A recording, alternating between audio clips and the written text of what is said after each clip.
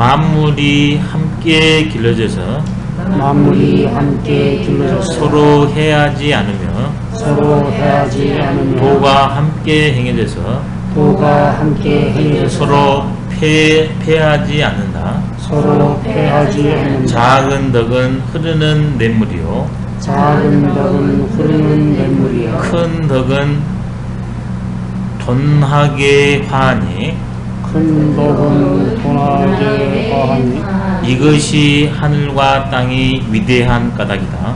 이것이 하늘과 땅이 위대한 까닭이다. 소이위 차소이이 하냐 그러면 강조입니다. 이것이 바로 하늘과 땅이 위대한 까닭이다. 차소이위 이것이 바로 뭐뭇이 뭐뭐한 까닭이다.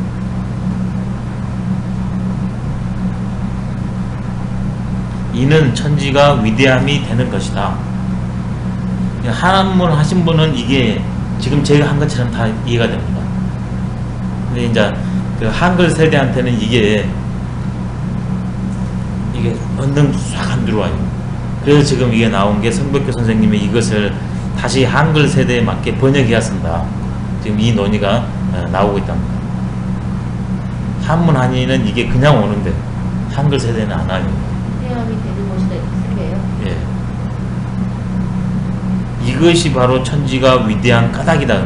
요즘 식으로 하면. 예전에는 이런 식으로 성백교 선생처럼 하는 것이 기본이었는데 지금 어느 문법체계는 이것이 뭐뭐한 까닭이다. 예, 이렇게 됩니다. 그래 아마 이게 시절이 지나고 하냐 그러면 제 생각에도 그렇게 돼야 될 것 같아요.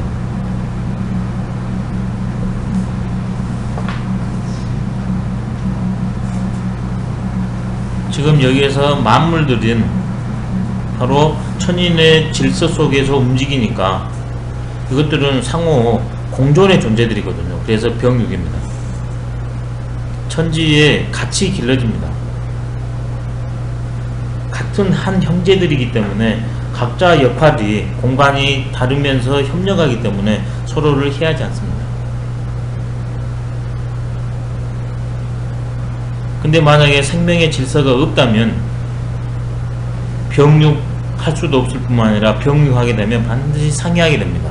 이게 진화론과 동양의 생명론의 차이점이에요. 같이 운동론이지만 이게 큰 차이점입니다. 진화론은 상해예요. 약육강식이지 않습니까?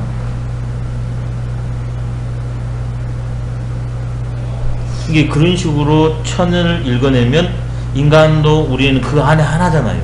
그러면 나의 삶과 사회 전체가 그렇게 흘러갈 수밖에 없습니다. 이게 제국주의였습니다. 제국주의. 그러니까 사상이 아무것도 아니지만 그게 그 사상이 주류 사상이 돼버렸을 때는 어마어마한 파급 효과가 일어날 수 있습니다. 진화론의 좋은 점은 취해야 되지만 모든 건 변한다. 관계 맺기다. 그러지만 그 관계를 서로 간의 투쟁을 통해서 위계 질서가 지는 것이 자연의 질서라고 보는 것은 그런 측면이 한 축으로는 있기는 하지만 한 축으로는 공존의 논리가 동양에는 동시에 있다고 보거든요. 상해는 상극의 논리고 같이 가는 것은 상생의 논리거든요. 동양은 상생과 상극을 동시에 쓰고 상극이 영원한 상극이 아니라 대상생을 위한 그러한 변주에 불과할 겁니다. 생의 사이클을 순환시키기 위한 상극이에요. 주역을 하면 진화론을 새로운 각도로 볼 수 있고 진화론은 좋은 점은 취하지만 진화론의 대안도 제시할 수 있습니다. 생물 진화론이 사회 진화론으로 넘어가는 거거든요. 그게 마지막 가면 제국주의입니다. 산업혁명이에요. 이 동양은 이런 생명의 공존의 논리가 강하니까 그렇게 안 가는 겁니다. 이게 조공무역으로 끝나요. 힘의 우열이 딱 정해져 버리냐 그러면 그때는 같이 공존을 합니다. 근데 여기는 가서 그냥 완전히 전부 약탈을 해버리지 않습니까? 끊임없이 원료 공급지하고 그 다음에 그것을 싼 값에 가져가지고 비싼 값에 거기다가 팔아먹잖아요. 근데 동양의 그것은 조공무역이기 때문에 그러지 않습니다. 적게 가져오게 하고 많이 줘버려요. 근데 제국주의에서는 반대했습니다. 약탈문화였으니까요. 이게 바로 그 천인의 논리를 채용을 어디에다 놨냐의 차이점입니다. 진화는 좀 상극이 강합니다. 동양은 상생 상극이기 때 상생이 더 강해요. 그게 바로 문명의 결이 다른 이유입니다. 역시 도가 1월의 도가 같이 운행합니다. 근데 서로를 어그러뜨리지 않습니다. 왜? 해는 낮을 담당하고 달은 밤을 담당합니다. 그렇기 때문에 두 존재들이 서로 간에 자기 삶을 영위할 수가 있고 각자의 역할을 또 해줍니다. 그러니까 동양의 논리는 각득기소입니다. 모든 존재들이 제 자리를 찾는 것. 그래서 마지막에는 각득기 아닙니다. 아니 가간기소. 각각 제자리를 얻는 거에 그치는 게 아니라 각각 제자리에서 편안한 것. 동양은 편안을 추구합니다. 과학 문명은 편리를 추구합니다. 편자는 같이 가는데 안을 추구하냐 이를 추구하냐. 안에는 절제가 따릅니다. 근데 이에는 절제가 안 따릅니다. 계속 끊임없이 외부를 변용시켜 가지고 만족시키려고 하고 그럽니다. 동양은 절제이기 때문에 만족합니다. 근데 편리는 끊임없이 외부를 나한테 이렇게 해니까 만족시키는 문화예요. 천인을 보는 눈이 바로 편함과 편리를 가릅니다. 근데 편안은 공존이 가하고 편리는 공존을 깨뜨립니다. 소유해야 편리하니까요. 근데 평안은 소유가 아니라 같이 대우입니다. 그래서 평안은 존재로 가요. 근데 편리는 소유로 갑니다. 세탁기가 있으면 편리하지 않습니까? 그건 소유거든요. 근데 똑같이 빠는데 그냥 물이 있으면 그건 빠는 거는 그건 존재거든요. 이게 평안에는 이 절제, 번거로움이 따르다. 그러지만 공존합니다.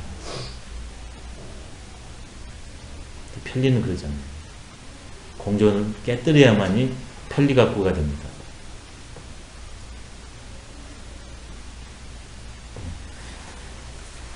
소덕은 천리요. 작은 덕은 냇물이 흘러가 가지고 그 주변을 미게 살리지 않습니까? 바로 그런 역할을 한답니다. 소덕. 대덕은 이게 돈화라는 게 돈도 갈 돈, 그 다음에 화할 화지 않습니까?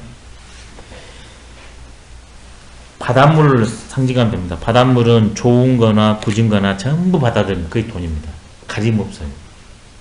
소독은 이 물줄 위에 못 받습니다. 그러니까 물줄기들이 전부 달라요.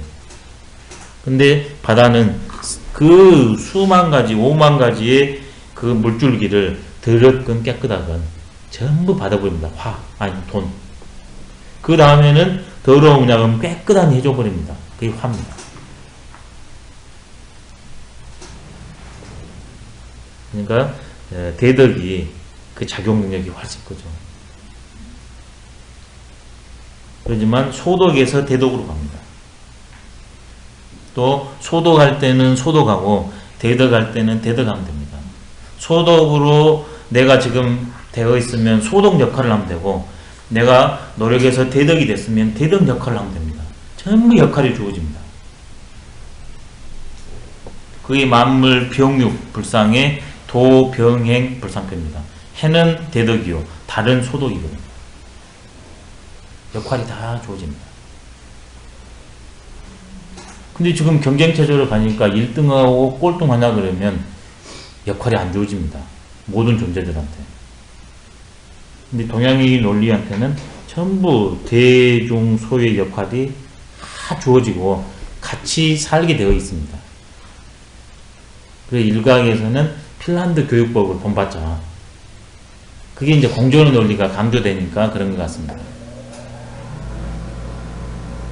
이런 측면으로 봤을 때 교육 문제만 이 문제를 적용시켜도 지금 현재 교육에서 왜 선생님들 간에, 그 다음에 선생님과 학생들 간에 갈등이 일어나는가. 대중소의 덕을 인정 안 하니까 그래요. 병역을 안 하니까 그래요. 그래서 원인 진단도 할 수 있고 처방전도 내릴 수 있습니다. 획일적으로 하는 게 아니라 다 존재마다의 개성을, 본성은 같으니까 그쪽은 같이 가되 나머지 것은 다 다르니까 다름을 인정해 준 대로 가면 아마 이런 갈등이나 다툼, 더 넘어가서는 자살, 왕따 이런 문제도 조금 더 해결하는데 방법이 되지 않을까 이런 생각을 해봤습니다. 우리는 성으로는 하나이지만 적성과 재능으로는 다 다릅니다. 적성과 재능은 다르다 했지만 성은 하나거든요. 이게 이 일의 교육이 됐을 때. 근데 지금 우리나라의 교육 현실은 너무 조금 우리의 청춘들을 아프게 하는 것 같아요. 근데 그것을 우리들이 지금 이걸 입안하는 우리들이 만들어내니까 너희들 좀만 여기만 있으면 이것만 지나면 괜찮으니까 이것만 참으라냐 그러면 그걸 안 바꾸면 또 밑에 자라나는 새싹들이 그 고생을 하지 않습니까? 그래서 고문이 아까 처음에 교육 사상이라고 그러지 않습니까? 그것이 바로 제도도 되고 시행되니까. 그래서 중용의 교육론은 자명성을 위지교라고 그랬지 않습니까? 성자리로부터 해버리면 좋지만 그게 안 되니까 그 하나하나씩을 밝혀가지고 내가 요런 존재다. 성으로는, 그 다음에 적성으로는, 재능으로는, 사회에는 이런 존재다. 이렇게 각자성과 가치감이 있는 것, 이걸 하나하나 밝혀줍니다.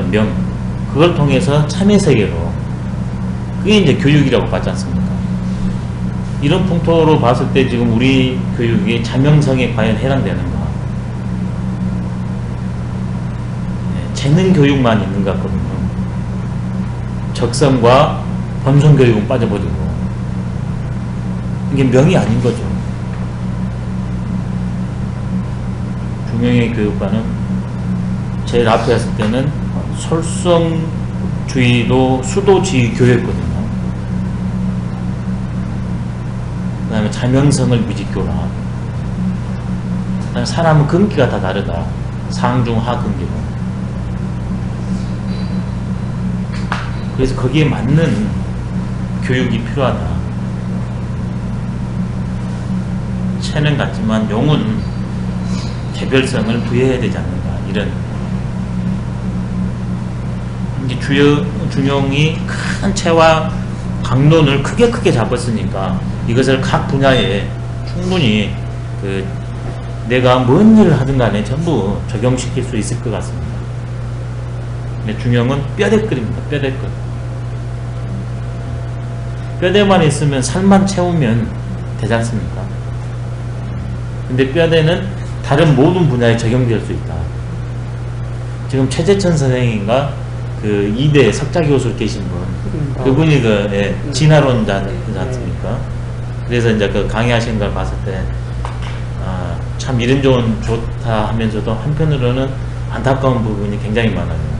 그분은 당신이 하는 것을 확신하고 계시는데, 그리고 우리나라와 세상이 좀 이것을 수용해서 세상이 이렇게 됐으면 좋겠는데 하는 강력한 금도 자임의식이, 사명의식이 있더라고 보니까, 언행에.